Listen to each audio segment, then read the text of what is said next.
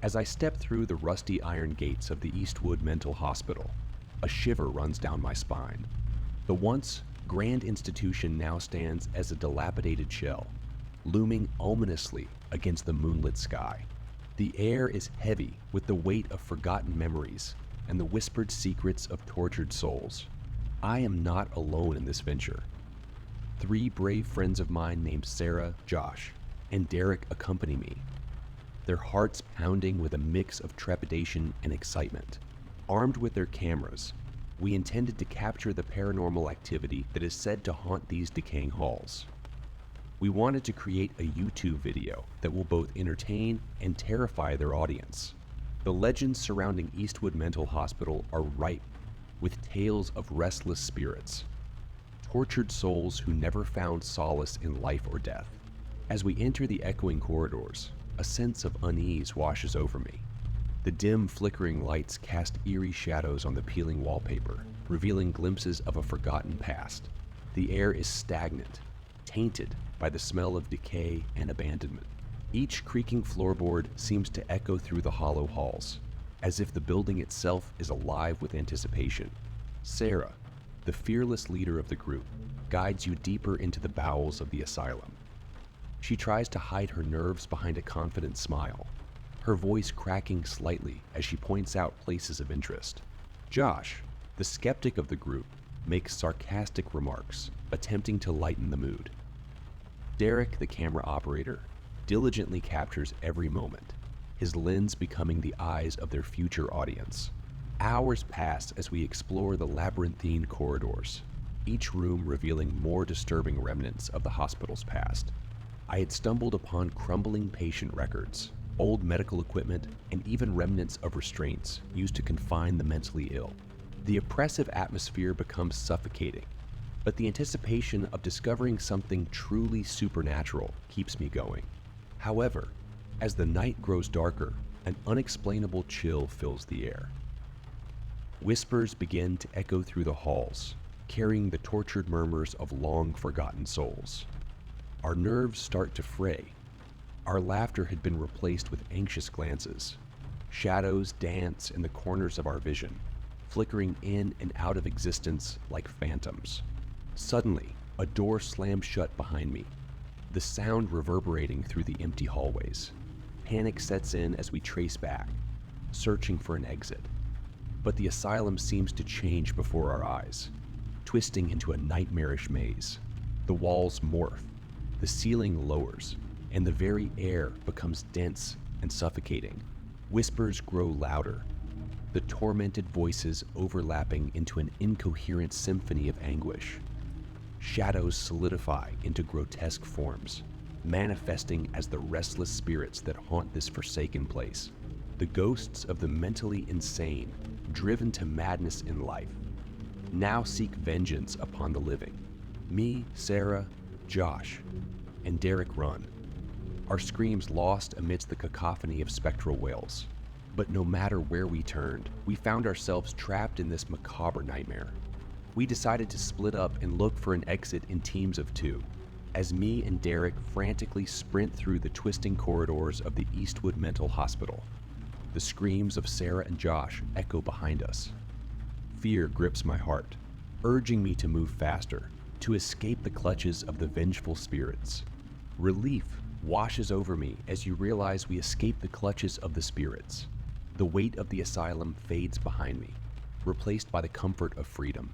But a bittersweet sorrow tugs at my heart as you remember Sarah and Josh, left behind to face the wrath of the vengeful souls. Me and Derek stand outside the asylum, the reality of what just transpired sinking in. I exchange a silent, solemn look, understanding the sacrifice made by your friends. Their bravery and curiosity ultimately led to their tragic demise. In the aftermath, me and Derek decide to honor the memory of Sarah and Josh. I vow to share their story, not as a sensationalized YouTube video, but as a cautionary tale.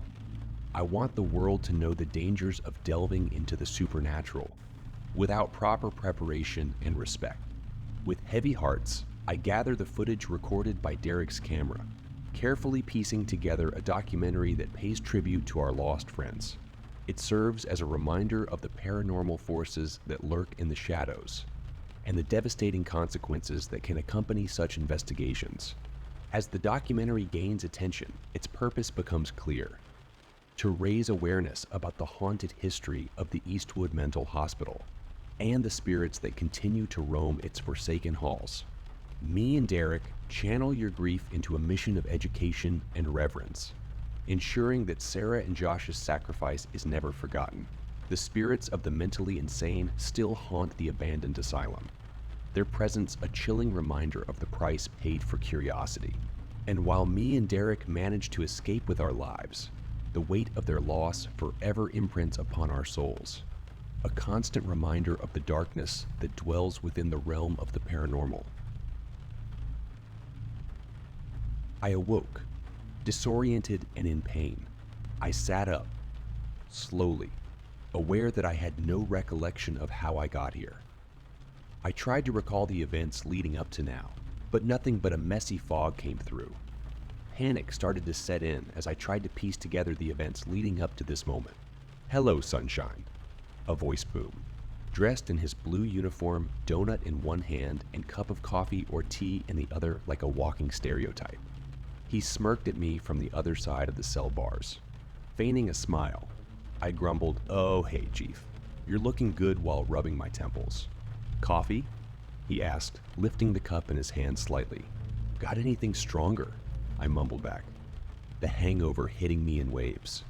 "Hey, that's what got you in here, John," he snorted, walking to my cell and placing the paper cup on the bar. "Small towns. You gotta love them." I knew all the local police on a first-name basis, and they all knew mine. I felt like I spent more time in here than at my own place. I probably did, but I wasn't always the town drunk. In fact, I'd only recently come to accept that I was.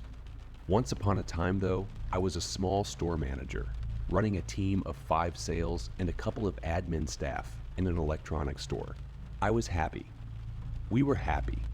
My partner and I had just bought our first place together, a small 3-bedroom 1970s property on an acre of land.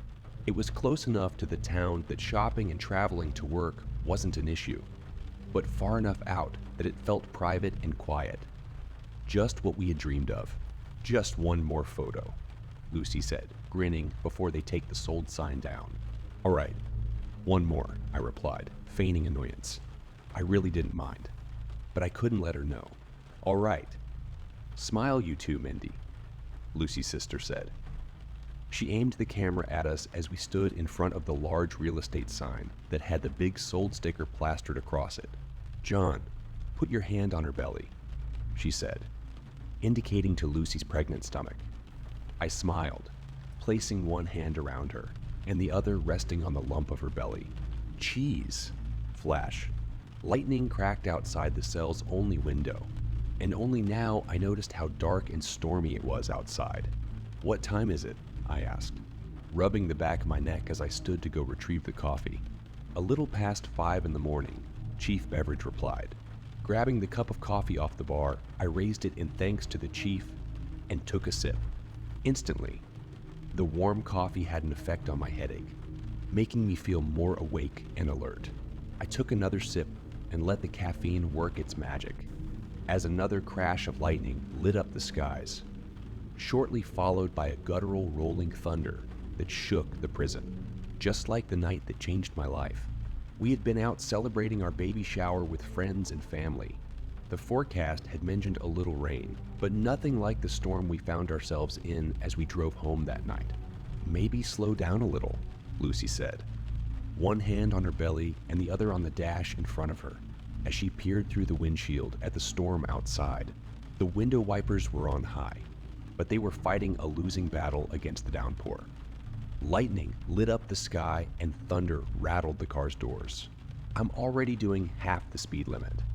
Any slower we will be just sitting here," I replied, trying to keep an eye on the cats, eyes reflecting in my high beams. The roads were so slick with running water and puddles that the paint lines were impossible to see in the dark. Besides, there's a hot bath and a cold alcohol-free red wine waiting for you when we get home. I smirked, quickly glancing at her. She looked back at me and returned the smile before looking back at the road. "John!" Lucy screamed. I looked back at the road and my heart jumped in my throat. A fork of lightning illuminated the sky, and in the middle of the road was a figure, just standing there. I hit the brakes and swerved. Although I was going well below the speed limit, the wheels locked up and the car skidded uncontrollably across the wet surface. The impact wasn't massive. It didn't need to be. We had slid sideways into a power pole, hitting it with the front passenger door. It wasn't hard, but it was hard enough. They tried to resuscitate her. They tried to save our unborn baby. When I spoke to the police later that night, it had been Chief Beveridge who had been the shoulder I needed to cry on. I told him almost everything that had happened, including that there had been a person standing in the middle of the road. I didn't tell him that the person in the middle of the road was me. A rattling of keys snapped my attention back to my current predicament. "Come on, let's get you home," the chief said, as he tried different keys to unlock my cell. "Having a bit of trouble there," I mumbled. He chose to ignore me. After 4 or 5 attempts, finally found the key that fit. He swung open the large cell cage door and took a step to the side, motioning with his head for me to leave. As I exited the cell, he held out the donut to me. "Get some sugar into you," he said as I took it from his hand. "Cheers," I mumbled, raising the donut to take a bite. We walked down the short corridor past the other cells. All were empty, except one, which held a large man who looked like a truck driver. He was snoring on his side, though I hadn't heard him earlier due to the thunder and heavy rain outside. The lighting in the station was ancient, as if it had never been upgraded in the 19th century building. The lights flickered as another crash of thunder rattled the building. Quite the storm out there. "You're lucky the patrol picked you up before you got caught in it," the chief said as he swiped his card to unlock the door. A little red light flashed up as it emitted a sharp double buzz noise. "Sorry, it does this," he said, wiping the card against his shirt before swiping again. This time, a little green light lit up, and a long, single buzz sounded out. He leaned on the door handle and pushed it open, leading me through to the main office and reception area of the station. There wasn't much activity in the station, as expected at 5 a.m. A few uniformed officers sitting at desks, some administrators working away on their computers, and 2 team members managing the reception near the entry doors. There was a light buzz of conversation over the clicking of keyboards, and a mounted TV in the corner played some local news channel. It was a large open space, with computers sitting on a couple of dozen desks that were separated by freestanding cubicle dividers, while 4 glass-walled offices lined the sidewall. The offices had their lights off, so it was just the 7 or 8 officers and staff, plus the chief and I, in the station. We started walking through the maze of desks and chairs.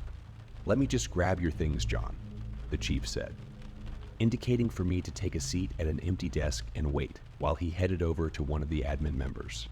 I looked around the room to see if I recognized any of the staff today, but my sight was still hazy and my eyes didn't like focusing, so I gave up pretty quickly. A burst of cold air rushed in, and the sound of rain intensified for a moment as the front door was pushed open. I shivered and rubbed my eyes, trying unsuccessfully to replay the events from the previous evening in my head. Try as I might, I could not remember a thing. All I could think about was that night. After the car had crashed, a couple of windows shattered, letting cold air rush through, the sound of rain hammering down. The figure in the street that I had swerved to avoid had started walking towards the car in the rain. Lit up in the car's headlights, I could see my face, dripping with water, on the body of the stranger walking towards me. A creepy smile spread across his. My face as he got closer and closer. He blinked. Not a normal up and down blink with the eyelids, but a side to side blink with a black set of hidden eyelids. He kept walking closer and closer, his smile growing bigger and bigger. Then red and blue lights lit up his face, and his smile vanished. He took off, running into the bush on the other side of the road as 2 police cars came around the corner. The front door closed again, and the chilly air and rain had died down. When I noticed the room had gone quiet, I took my hand down from my face, opened my eyes, and glanced around the room. The staff had all stopped what they were doing and were looking towards the front of the station. Even the chief was standing still, staring at something. I placed my hands on the desk and stood up slowly, leaning forward slightly to get a better view of the front door. A wave of confusion hit me as the reason everyone had stopped talking became evident. Standing in the doorway, water dripping on the floor from his blue uniform, was Chief Beveridge. He was breathing deep, labored breaths, and appeared to be covered not only in water, but also mud and some blood. He had his gun in his hand by his side and was staring intently across the station at the other chief, the one I had just been speaking with. The other officers and staff were looking back and forth between the two chiefs, the dry chief and the wet chief, looking just as confused as I was feeling. One of the uniformed officers broke the silence. Chief, what's going on?" he said. But to which chief, I wasn't sure. I noticed the officers slowly reaching for their holsters, and I took a step back. What the hell was going on? The wet chief didn't say anything, but slowly raised his gun toward the dry chief. The officers' training kicked in as they unholstered their weapons and drew them in a flash. "Lower your gun," one of them yelled uncertainly. Finally speaking, the wet chief yelled, "That is not me," his gun now pointing directly at the dry chief. "Lower your gun, chief," the officer repeated. I looked back at dry chief, who was standing with his hand on the shoulder of the admin lady. Susan, I think her name was. The poor woman was visibly shaking in fear, a gun pointed in her direction. She appeared to have wet herself, as I could see liquid dripping to the floor from her seat. "Chief, I don't know what is going on here, but I need you to lower your gun and we can work this out," one of the other officers yelled. Susan was shaking even harder now. Something wasn't right. The officers started to notice as well. I looked down at Chief Beveridge's hand that was on her shoulder, and my heart stopped. They were across the room from me, and the lighting wasn't the best. But still, I could see in perfect clarity now. His fingers, the parts that I could see, were black and pulsating. They had penetrated her shoulder, ripping through her top and digging into her skin. I looked down at the liquid that I had first thought was urine dripping from her seat. It was now gushing down, and it was red. I looked back at Dry Chief, my eyes wide and full of clarity now.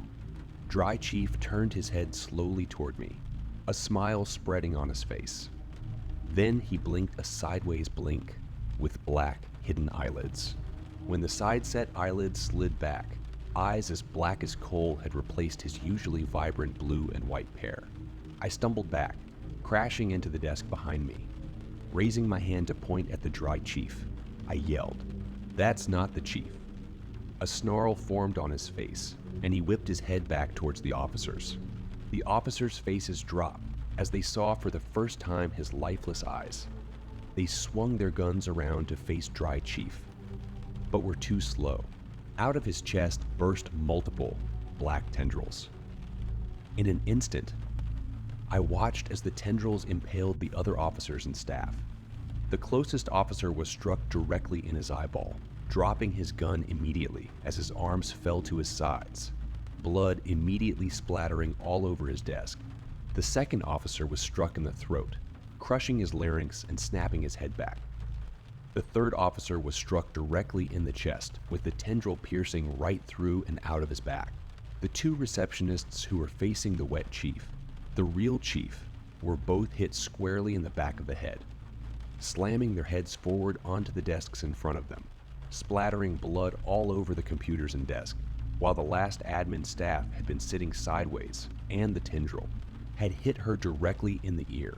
Any remnants of my hangover were completely gone now, as I surveyed the horror in the room before me in wide-eyed shock. The officers remained standing, arms dropped to their sides, convulsing as the black, vine-lined tendrils weaved out across the room. The other staff shook uncontrollably in the place they had been impaled by this creature. All this in a matter of seconds. The creature's eyes were now completely black, glossed over, and lifeless. as it tilted its head back and let out an ear-piercing shriek, unlike anything I've ever heard. In horror, I watched as the impaled bodies at the end of the writhing tendrils all tilted their heads back and began screeching in unison. I slammed my hands to my ears with little effect as, simultaneously, Chief Beveridge started unloading his weapon in the creature's direction, and the glass throughout the office began shattering. The high-pitched shrieking had caused all the glass in the office to smash. Cups, office windows, and the light bulbs. The room was cast into complete darkness. The creature yelped and stopped screeching as Chief Beveridge managed to hit it at least once before the last light bulb shattered. He fired a few more shots, temporarily illuminating the room from the muzzle flash. I heard multiple thuds, and the room fell silent, bar the ringing in my ears. A light beam flickered on from Chief Beveridge's torch as I heard him reload his gun. The torch beam cut through the darkness of the room, scanning the area the creature had just been. It was gone, and the bodies that had been attached at the end of its tendrils had collapsed to the floor. Chief Beveridge swung the beam from one side of the room to the other, calling out, "Do you see it?" to me as he did. In shock, I just stood there, mouth open and heart racing. "Do you see it?" he yelled again, snapping me out of my trance. No, I don't see it," I stuttered. "Make your way over to me, John," he called, "and do it quickly." I started moving in his direction, sticking close to the outer wall as possible, while frantically looking around the room for the creature. Lightning crashed outside, briefly illuminating the room, before plunging us back into darkness, bar the light of the chief's torch as it darted around the large space. The beam was causing shadows to dance around the station, making it even harder to spot the creature. I crept slowly, with very little light to guide my way, trying not to trip over anything in fear the creature would pounce if I did. Crunching glass broke the silence as I walked past the offices where the glass windows had shattered. I tried so hard not to look in the rooms. The chief's torch beam didn't reach the insides of the offices, and the corners were pitch black. I felt like the creature could be mere feet away from me, standing in one of the rooms, staring right at me, reaching for me, and I would never know. I gulped, keeping my eyes towards the chief, and pushed that thought down out of my mind. A loud crash caused me to jump as something smashed into a desk on the opposite side of the room, knocking a computer monitor to the floor. I jumped again as the chief swung his torch beam and gun in that direction, firing off 2 shots. I caught a glimpse of the creature, albeit brief, but it was enough to cause panic to rise up my throat into a scream. All likeness of the chief was gone. It moved on 4, maybe 6 limbs, like a giant demonic lizard. Its pure black skin, blacker than the darkness around, glistened as the torch beam passed over it as it moved through the walkways between the cubicles. A large, spiny fin ran down the length of its back like a dinosaur, and black tendrils would shoot out from its sides, attaching to the desks, chairs, and dividers in front and beside it, assisting its movement as it appeared to glide through the space. Desks and chairs moved like a predator would move grass in a field as it chased down its prey, and it was making a beeline straight for me. "Run!" the chief yelled, firing 3 more shots at the creature. Without hesitating, I took off in a full sprint towards the front door. I could hear the creature crashing through the station behind me, its tendrils firing out at every object, pulling it along with tremendous speed, getting closer and closer and closer with every step I took. I pushed harder, only a few meters left. I could feel the beast behind me, almost feel its breath on my neck. I was almost at the reception desk. A black tendril smashed into the desk beside me, and another into the wall on my other side. I didn't want to, but I couldn't stop myself. I turned to look. It towered above me, opening its mouth and exposing rows and rows and rows of sharp, dagger-like teeth that seemed to go all the way down its throat as the smell of rotting bodies washed over me. I was so close, but I was done. I flinched as it moved in for the kill. I just hoped it would be quick, painless. 3 gunshots echoed in my ear in quick succession. The creature screeched again and dove back and away between some desks and chairs. I swung around, and the chief just looked at me and said, "Go." I took off to the front door and opened it before looking back at the chief. "Get out of here. Go call the National Guard, the feds, everyone. I can't let it get out," he said as he moved to the door. He pushed me outside and locked the door behind me. I thought about trying to convince him to come with me, but knew that would be a waste of time. Looking at him through the glass doors, I nodded and said, "Thank you," then took off to find a phone. And this brings me to now. The reason I am sharing this story with you all, in case I don't make it. You see, I found a phone. The local gas station a few blocks away was open, and after the attendant saw the state I was in and the look of terror on my face, he immediately led me to the office and gave me the phone. I called everyone. The National Guard, the feds, the police stations in the next towns over. But I don't think anyone is coming. I did manage to convince the person I was speaking to at the National Guard to at least call the police station. They reluctantly agreed, putting me on mute, but keeping me on the line while they dialed. After half a dozen rings, Chief Beveridge finally answered, and I was extremely relieved to hear his voice. After going through the standard identification process, the man from the National Guard said, "We have reports of major injuries, possibly deaths, in your station. Do you require immediate assistance?" My relief washed away into fear at Chief Beveridge's response. No issues here. We just had our local town drunk, John, causing a bit of a scene earlier.